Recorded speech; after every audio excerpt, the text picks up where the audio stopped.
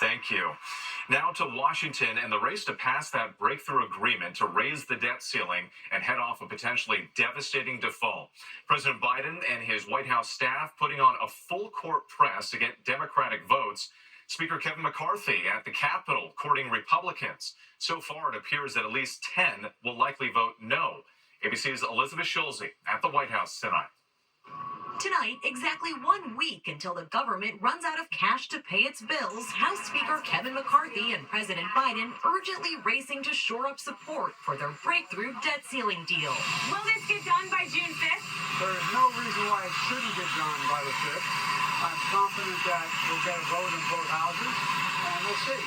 The president working the phones with members of Congress. A White House official tells ABC News senior staff and cabinet officials called more than 60 House Democrats in the past 24 hours. McCarthy arriving at the Capitol this morning, teeing up a House vote on the bill on Wednesday, now sprinting to win over members of his own party. It doesn't get everything everybody wanted, but that's in divided government. That's where we end up. I think it's a very positive bill.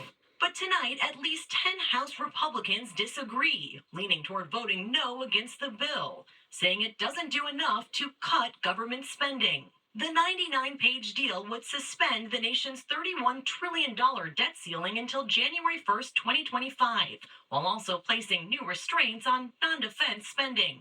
It claws back $30 billion in COVID relief, rescinds $20 billion of IRS funding, expands work requirements for some Americans on food assistance, and in August ends the pause on federal student loan payments.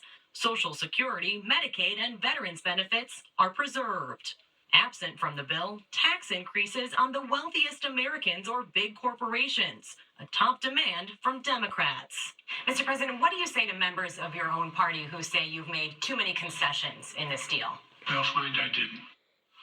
Elizabeth Schulze pressing the president back with us at the White House. And Elizabeth, walk us through this critical week ahead to get this legislation passed by that June 5th deadline.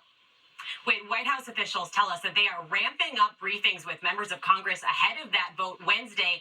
If the bill passes the House, it could immediately head to the Senate, but there it could face procedural roadblocks from hardline Republicans or Democrats, ultimately getting dangerously close to that June 5th deadline when the Treasury says the U.S. will run out of cash. Whit. Elizabeth, thank you. Next, an exclusive interview with the 11-year-old